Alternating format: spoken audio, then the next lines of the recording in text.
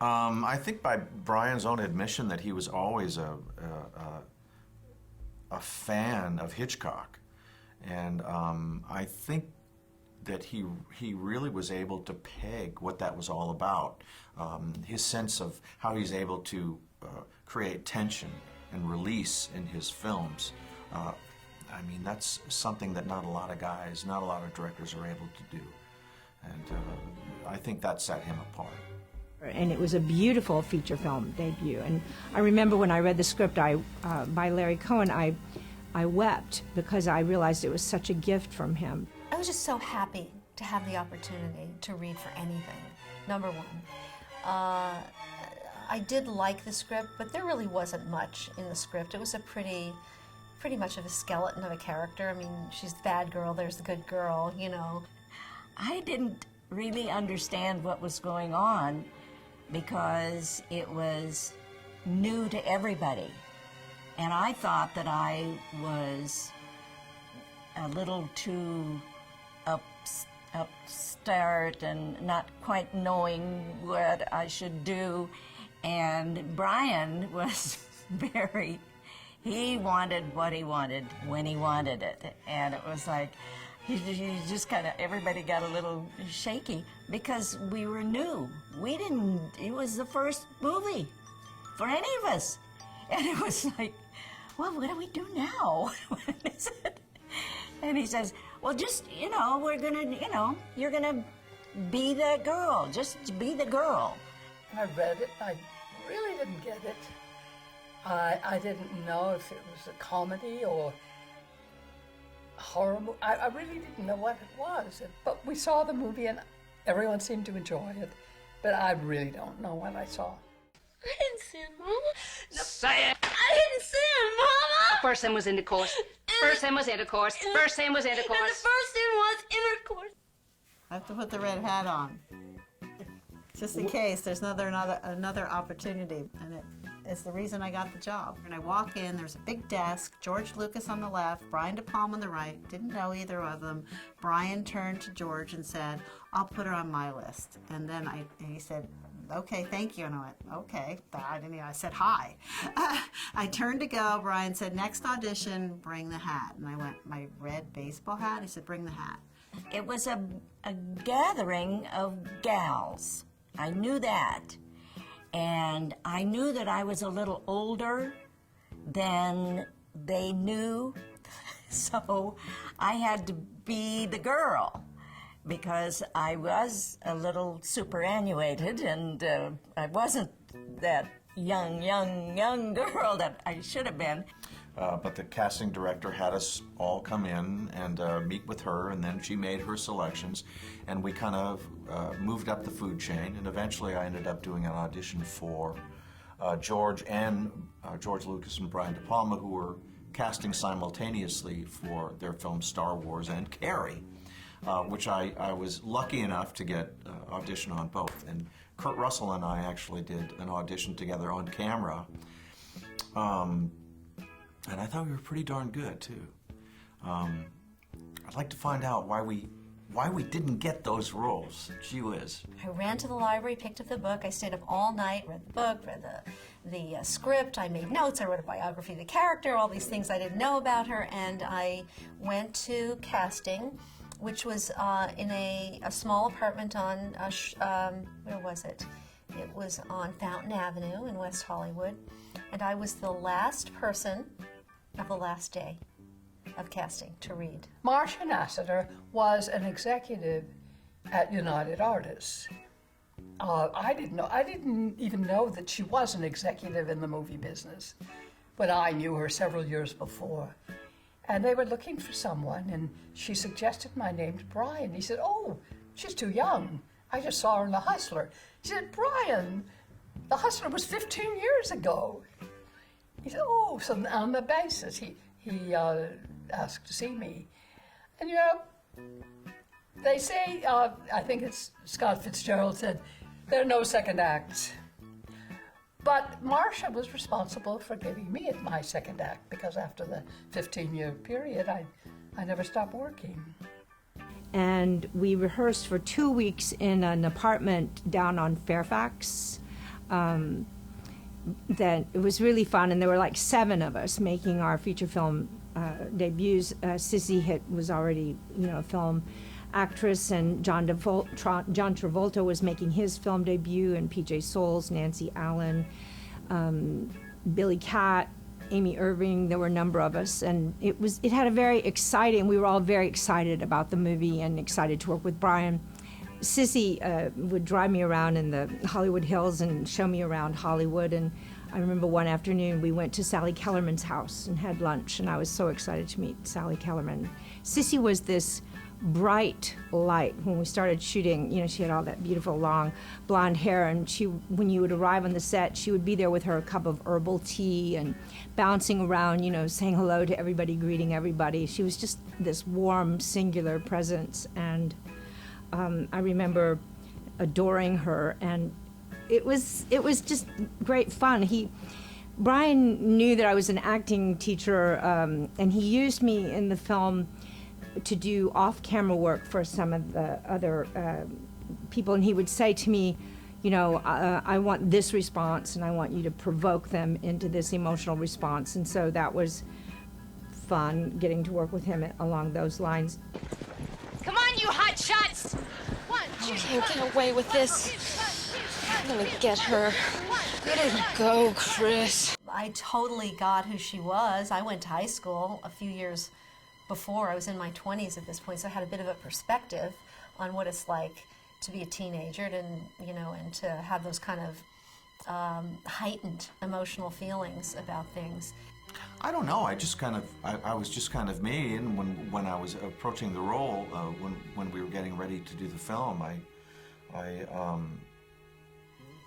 I looked at all my the guys that I knew in high school and how they conducted themselves, the football stars and whatnot. I was not that. I mean, I was hanging out in the music rooms and surfing, and I was not an athlete in high school whatsoever. But there was a certain swagger and self-confidence about these characters, these guys, and I just tried to emulate that and bring that to bear in the film. And Brian liked it, Well, I think what I was able to bring to Norma was a playfulness and to show what it's like when you're not the lead girl. You're in terms of in high school, you're the girl that's willing to do anything just to be in favor with the hot girl, which was Nancy Allen, Chris.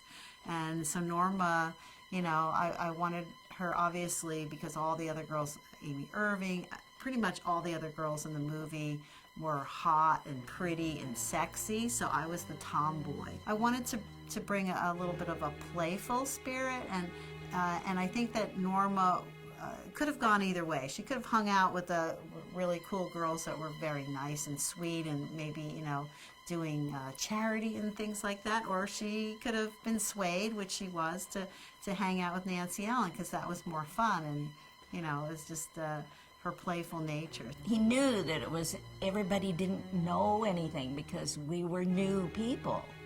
And he just said, we're gonna, we'll just go here, go there, take care, don't be upset, and everything seemed to be fine.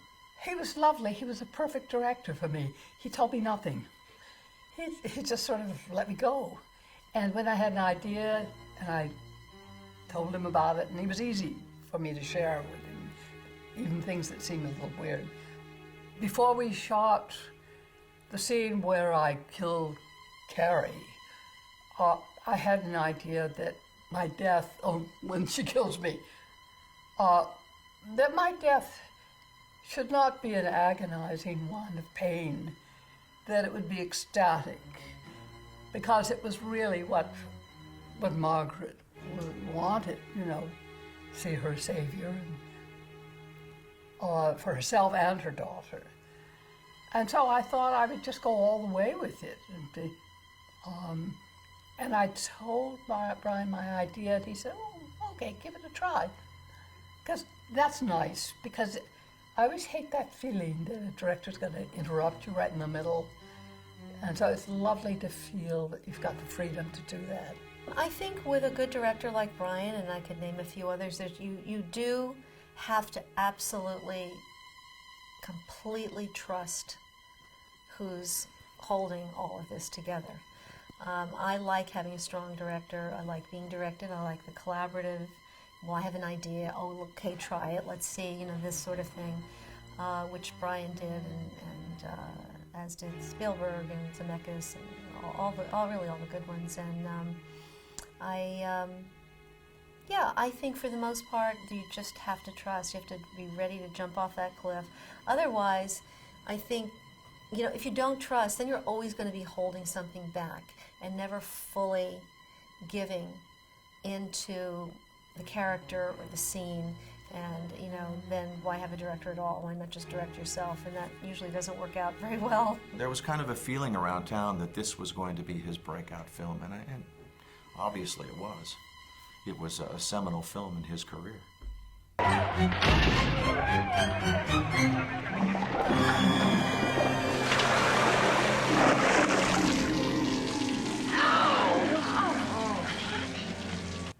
He was ready, you know, for any of us to be doing it.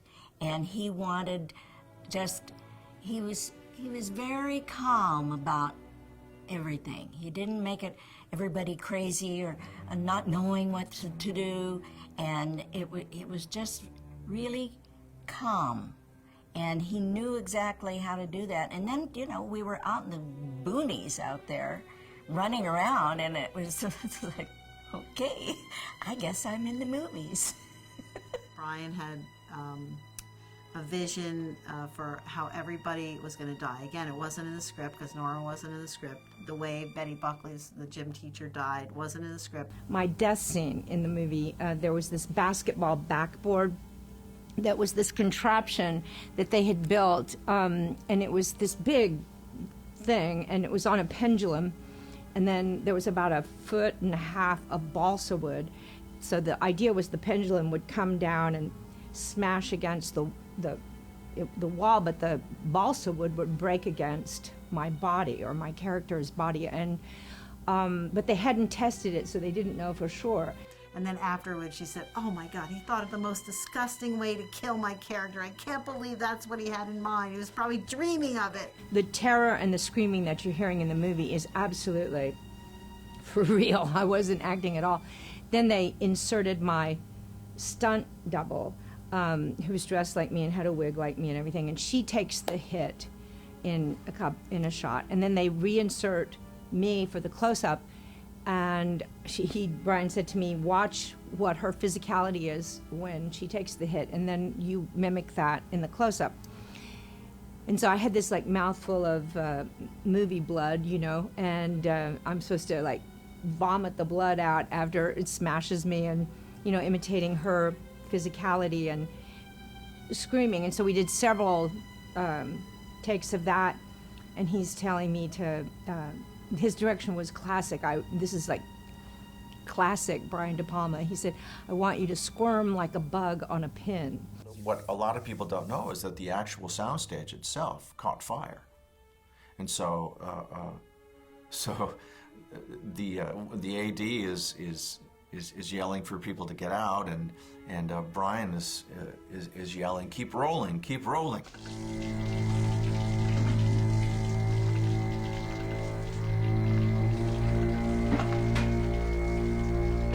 We only did one take on that. That was only one take. Someone was on a big ladder behind me, and they dropped the bucket on the take. We only did one take, and I said, Brian, you want me to do it again? And here's confidence for you. He said, no, we got it. And then I ended up spending a week laying on the ground. I guess he wanted me to, you know, get batted around with the fire hose, but the fire chief, who was really from the fire department, said it's very dangerous to put the fire hose on full force. I really don't want to do it. And Brian's like, no, we have to have it look real. I want a full force of water coming out. When I turned my head, it was so strong, full force went into my ear and just instant pain. And that's the last shot you see is actually my eardrum bursting, which you lose your sense of equilibrium, and I just slid down like that. So No acting involved, complete pain. The period's not up, Hargensen. It is for me. Keep running. Well, there are 10 minutes left. Stick 'em up your... And having to slap poor Nancy Allen, who's the sweetest girl, you know, and but she played Chris, the tough girl, and he says, I want you to really slap her. And I was like, Brian, you know, we can just like fake the slap. And he's like, no, I want a real slap. And sweet Nancy was like, go ahead, you know, she really wanted to get this really truthful performance. She slaps me. Didn't end there. He wanted it more, you know, so we ended up that afternoon, I slapped her, I think, about 12 times. She slapped me 29 times. I went to Nancy and I just whispered, I said, listen, you're ducking the blow, so just let's get this over with. Just try to like be stalwart, you know. And so that last take, she didn't duck the blow, and you know, I slapped her really hard. So that's for real.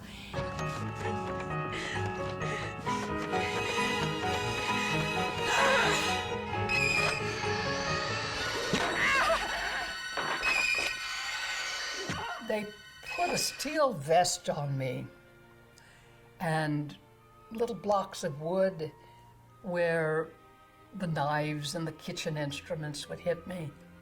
And attached to the little blocks of wood was a wire, 15 feet or so, would go through a hole in my gown. At the other end of that wire was the prop man who would be attaching a can opener or whatever. And then they'd shoot, and the instrument, whatever, would make a little journey down the string, the wire. It was comical to watch it. It was just sort of slowly coming at me. It was very difficult to keep a straight face and to be prepared to cry out in agony when it hit me. Brian has an energy and a clarity and a freshness that he brings to all of his actors. It's lovely. I was happy. I was just happy to be there, and I wanted everybody to have fun like I was having fun because it was all new to me. There's other girls, you know, who had already been in movies, and so I didn't want to be stupid, but I was fascinated. I just was everywhere looking, see, there, no, oh, look at that. How do they do that? You know, it was me getting to be in a movie. I don't know, you know, it's like I used to think, except for the golden days of Hollywood where a handful of people worked all the time, you know, it was wonderful to get the opportunity to work that much in film.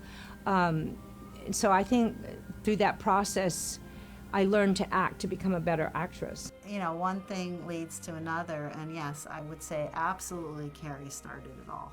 And it still holds up today. I mean, when you look at it, the way it was shot and his camera angles and the composition and the structure of the film, I mean, I just think it was Brian did a wonderful job with it.